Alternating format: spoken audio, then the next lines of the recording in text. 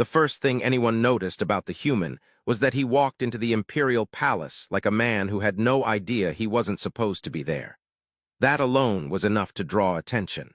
The Grand Hall of the Celestian Empire was not a place where strangers wandered in unnoticed.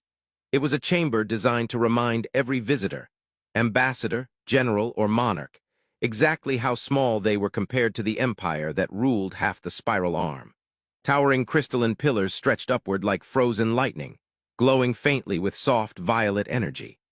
Suspended bridges of transparent alloy arced across the chamber's upper levels, where silent sentinel drones hovered like patient metallic birds.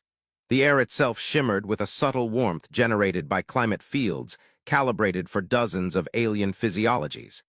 And in the middle of it all stood a human man in a worn travel coat.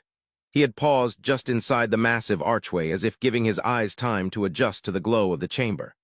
A few courtiers glanced at him, frowned, then glanced again. Humans did occasionally appear in imperial space, but rarely inside the royal palace itself. Even fewer looked as if they had arrived on foot. One of the palace guards noticed him first. The guard was a Virelian, tall, narrow-shouldered, with skin that carried a faint bioluminescent sheen beneath the surface. His eyes were elongated and silver, reflecting light like polished metal. He tilted his head slightly, watching the human the way someone might observe a strange animal that had wandered into the wrong habitat. "Excuse me," the guard said cautiously, his translator implant adjusting his tone to polite but firm galactic standard. "Visitors are not permitted in the central hall without escort." The human looked up at him. There was nothing dramatic about the moment, no sudden tension, no threatening movement, just a calm, slightly tired expression.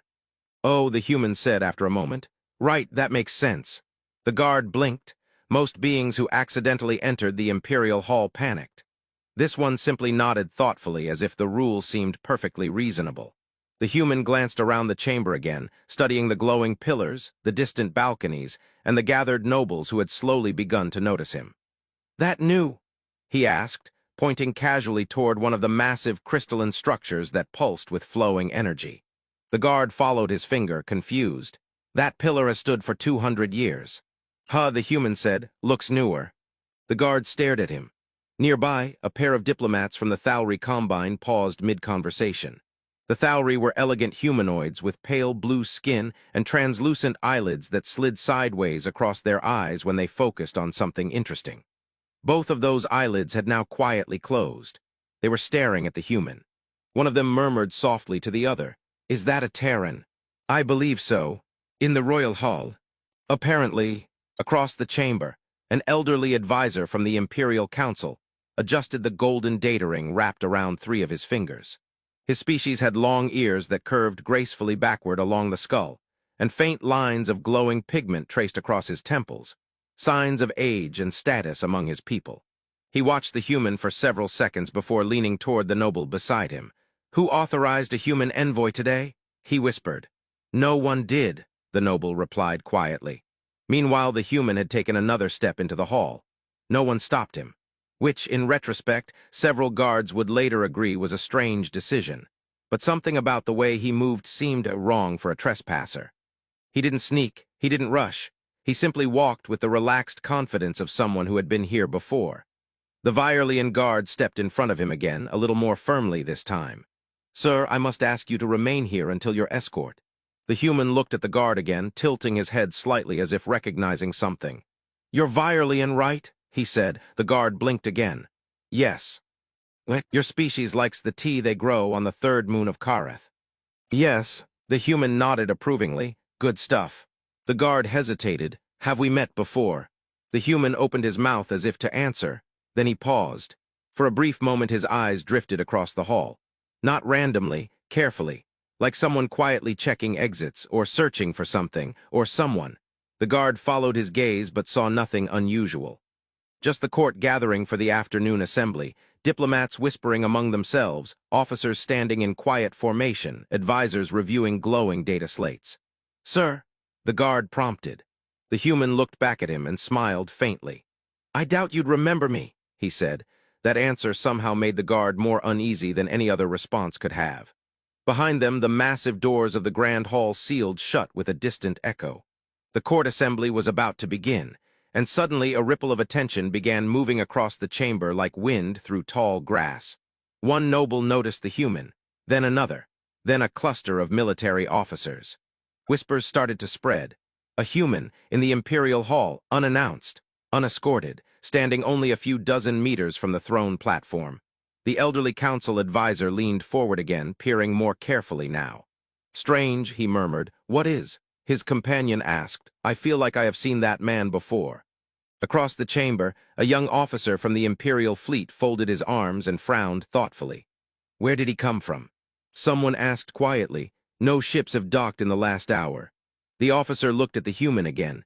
There was something oddly familiar about the man's posture, the relaxed stance, the faint scar across his jaw, but that was impossible, because the only human who had ever stood inside this chamber under official invitation. The officer's eyes widened slightly. "No," he muttered under his breath. "That can't be him." Near the entrance, the Viorlian guard finally reached a decision. "Sir," he said more firmly, "I must ask you to." The human suddenly looked past him.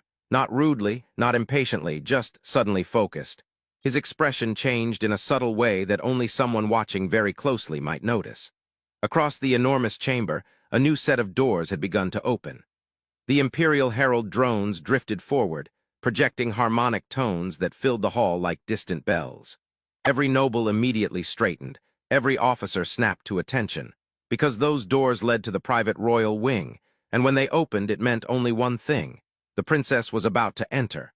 The human exhaled slowly. "Ah," he murmured under his breath, "perfect timing." The guard frowned. Timing for what? But the human didn't answer. Instead, he simply watched the doors. And for the first time since entering the palace, there was the faintest hint of nervous anticipation in his eyes. The sound of the herald drones rolled through the grand hall like distant thunder made of music, and every conversation in the chamber died instantly. Hundreds of eyes turned toward the royal doors. The human did not move. The Viorlian guard beside him shifted slightly, now far more aware that a stranger was standing dangerously close to the ceremonial approach path. Protocol demanded the area remain clear, yet somehow the moment had escalated too quickly for the guards to fully react. The doors opened. Light from the royal corridor spilled into the chamber, soft, pale, almost silver, and the first of the royal attendants stepped out. They were tall and elegant beings with faintly luminous skin and elongated ears that curved gracefully behind their heads. Their robes shimmered with thin threads of energy that glowed like distant starlight. Behind them came the princess. A hush fell so completely across the hall that the quiet hum of the palace climate systems suddenly seemed loud. Princess Elira of the Celestian Empire walked forward with the calm composure expected of imperial royalty.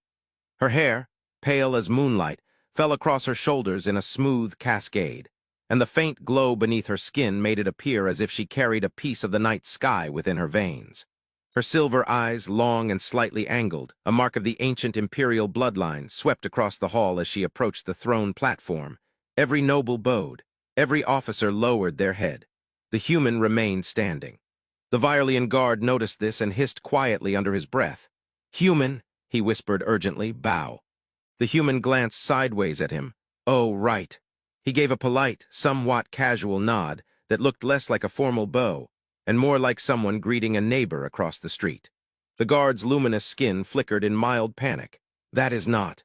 But he stopped speaking, because the princess had just looked toward them. At first it seemed like a routine glance. Elira's gaze moved across the gathered diplomats, the council advisors, the fleet officers standing in ceremonial rows. Then her eyes reached the human, and stopped. Something changed. It was subtle, almost imperceptible. But several of the older members of the court saw it instantly. The princess slowed, just slightly. Her attendants continued walking for another step before noticing and adjusting their pace. The herald drones continued their harmonic tones. But now a strange ripple of confusion began spreading through the room, because Princess Elira was staring, not at a diplomat, not at a noble, at the human standing near the entrance. The human gave a small wave. It was the most casual gesture anyone in the imperial court had ever witnessed. One of the Thauri diplomats inhaled sharply. Did he just wave at her? "I believe he did. That seems extremely illegal." Across the hall, a fleet commander leaned toward his colleague. "Who in the stars is that human?" "No idea. He looks familiar." That's because every human looks familiar to you. No, I mean't.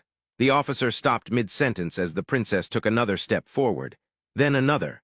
Her attendants had now fully stopped walking. The royal procession had halted in the middle of the hall, and Princess Elira was no longer looking composed. Her silver eyes had widened. The faint glow beneath her skin flickered like unstable starlight. The human noticed. He rubbed the back of his neck awkwardly. Well, he muttered quietly to himself, this might be a little weird. The Viorlian guard heard that and frowned. A little. Then the princess suddenly moved. Not gracefully, not ceremonially. She ran. Gasps exploded across the chamber. Alien nobles turned in shock as the heir to the Celestian Empire sprinted across the grand hall, her royal attendants shouting in confusion behind her. Your Highness. But she ignored them. She crossed the polished floor in seconds. And then she crashed into the human. Not attacked, not restrained, embraced. Her arms wrapped tightly around him as if she were holding someone who might disappear again at any moment. The entire court froze. I thought I lost you forever, she whispered. Her voice trembled. The words carried farther than she probably intended. Several nobles stared in open disbelief. The human blinked in surprise as he staggered half a step backward under the sudden impact. Wow, he said softly. Hi to you too. The princess tightened her grip. For several seconds, neither of them moved. The court stood completely silent. Finally, the Viorlian guard turned slowly to another guard beside him. Is this part of the ceremony? The other guard shook his head slowly. I really hope so. The princess finally pulled back just enough to look at the human's face. Her glowing eyes scanned him as if confirming he was real. You're alive, she said quietly. Last time I checked. You vanished. Technically, her expression sharpened slightly. You were reported dead. Ah, the human said thoughtfully. Yeah, about that. Across the chamber, the elderly council advisor had gone completely still. His eyes narrowed. He studied the human carefully now, the way someone studies an old memory that has suddenly returned. The scar across the jaw, the posture, the eyes. His breath caught. No, he whispered. Beside him, the noble asked quietly, what is it? The advisor didn't answer. He simply stared at the human standing in the center of the imperial hall with the princess still holding his arms. Around them, the whispers had exploded into a storm. That's impossible. He died during the Eclipse campaign. I read the mission report. There were no survivors. Fleet officers were now stepping forward, their expressions shifting rapidly between disbelief and dawning recognition. One of them spoke under his breath, that's him. Another shook his head, no, it can't be. Look at the scar. The first officer swallowed, that's him. Meanwhile, the human looked around at the rapidly growing circle of stunned nobles and soldiers. Well, he said, this escalated quickly. The princess almost laughed through the tears still shining in her silver eyes. You disappeared for 6 years, she said. What did you expect? He considered that, honestly. He gestured vaguely toward the nearest exit. I was kind of hoping to sneak in quietly. That earned a quiet, stunned laugh from a nearby fleet officer who immediately tried to pretend he hadn't reacted. But the tension in the room was no longer confusion. It was something heavier, recognition. The elderly council advisor finally spoke, his voice cutting across the chamber. Human. The man turned toward him. The advisor's glowing temple markings pulsed faintly. State your name. The human hesitated for a brief second, then he sighed. All right, he said, fair enough. He looked around the hall at the hundreds of stunned alien faces watching him. My name is Daniel Mercer. The reaction was immediate. Gasps, whispers, shock rippling like a wave across the court. One fleet commander actually stumbled backward. Mercer, someone whispered. The Mercer. Across the chamber, the advisor closed his eyes slowly, because suddenly the impossible had become very real. The human standing in the imperial palace, the man everyone believed had died 6 years ago, was the one person the empire owed its survival to, and Princess Elira was still holding his hand. For several long seconds after the name left his mouth, the grand hall felt less like a palace and more like the silent center of a collapsing star. No one moved. The name Daniel Mercer rolled through the court like a shockwave. Across the chamber, the fleet officers who had once studied classified battle reports now stared openly at the human standing beside their princess. Some of them had read about him in briefings that were only whispered between admirals. Others had only heard rumors, stories that sounded too impossible to be real.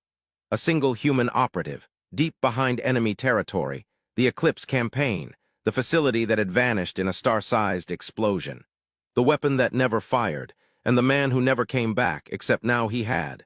Mercer rubbed the back of his neck again, looking vaguely embarrassed by the attention.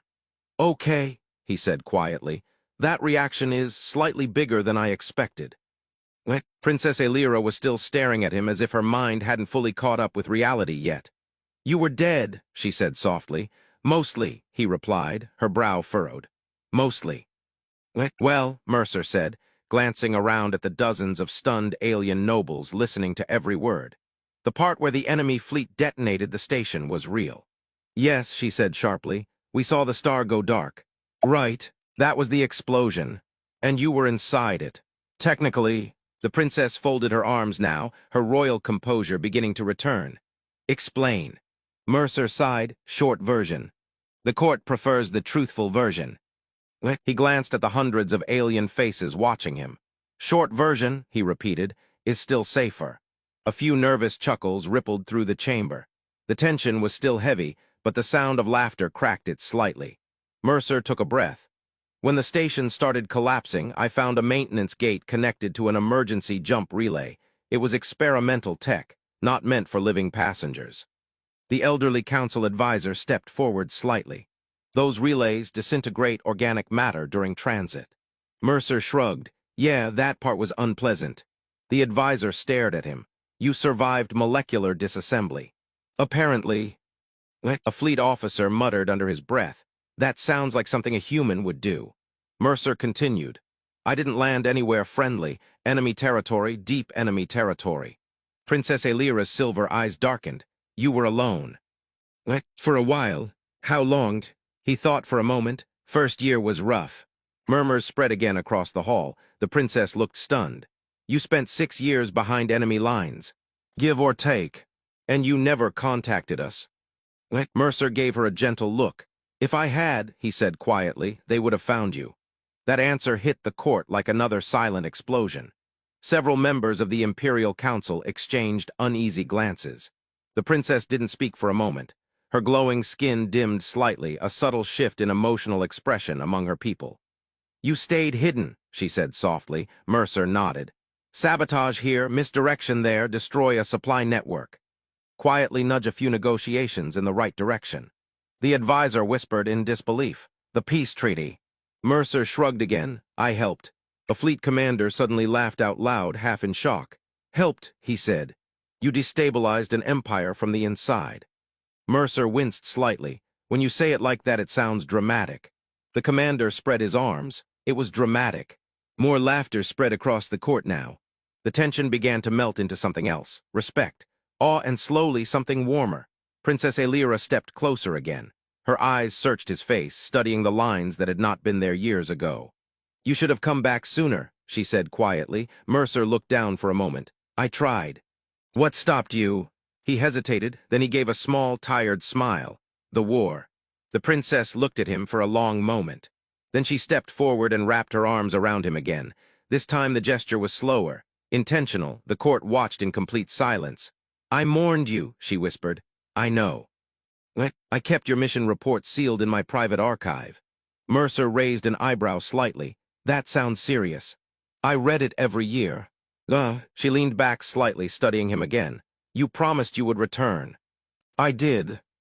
"And you kept that promise." Mercer glanced around the massive hall, the alien nobles, the officers, the glowing pillars. "Eventually." The princess suddenly smiled. It was not the careful diplomatic smile she wore during official ceremonies. It was bright, relieved, almost mischievous. "You are aware," she said, "that half the Empire believes you are a myth." Mercer chuckled. "Honestly, I preferred it that way." "Well," she said softly, "that will be difficult now." She turned toward the stunned court. The moment her posture straightened, the entire hall instinctively fell silent again. The heir to the Celestian Empire stood beside the human. And for the first time since entering the chamber, Mercer looked slightly uncomfortable. "Uh-oh," he muttered. Princess Elira raised her voice. "This man," she said clearly, "was sent into the heart of our enemy when the Empire stood on the edge of extinction." The court listened without breathing. He succeeded in a mission no one else could survive. Her glowing eyes swept across the nobles. And when the galaxy believed him dead, he continued fighting alone. She turned slightly, looking at Mercer again. For 6 years. The silence grew heavier. Fleet officers lowered their heads slightly in respect. The princess stepped closer to him. "When I asked you to take that mission," she said quietly, "I believed I was sending you to your death." Mercer shrugged gently. "You weren't wrong. But you went anyway." He met her gaze. "You asked." The princess's voice softened. "And you trusted me." Mercer smiled faintly. "I still do." Something emotional flickered through her silver eyes. Then she turned back to the court. "Today," she said firmly, "the Empire learns that the man who saved it has returned." The hall erupted, not in chaos, but in applause. Alien nobles struck ceremonial staffs against the floor. Fleet officers saluted. Even the palace guards joined the thunderous echo that filled the chamber. Mercer stared around in mild disbelief. "Wow," he said quietly. The Virelian guard from earlier leaned toward him. "You tried to sneak in." Mercer nodded. "Yeah. That plan failed. Spectacularly." The guard smiled faintly. Princess Elira stepped closer again as the applause slowly faded. "So," she said softly. "So," Mercer replied, "you disappeared for 6 years." "Correct. You owe me several explanations." "Fair." And she added, her voice carrying just enough for the nearest nobles to hear, "You still owe me a promise." Mercer blinked. "Do I?" She smiled. "You once told me that if you survived the mission, you would come back and stay." Mercer thought about that. Then he looked around the enormous palace hall again, at the alien empire that had once been on the verge of collapse, at the princess who had never stopped believing he might return. He exhaled slowly. "Well," he said, "I'm here now." Princess Elira slipped her hand into his. And for the first time in 6 years, Daniel Mercer stopped running. The galaxy outside the palace was still uncertain. Empires would rise, wars would threaten. Politics would twist through the stars. But inside the Celestian Palace, one quiet truth had finally returned with him. Sometimes the smallest species in the galaxy could change everything.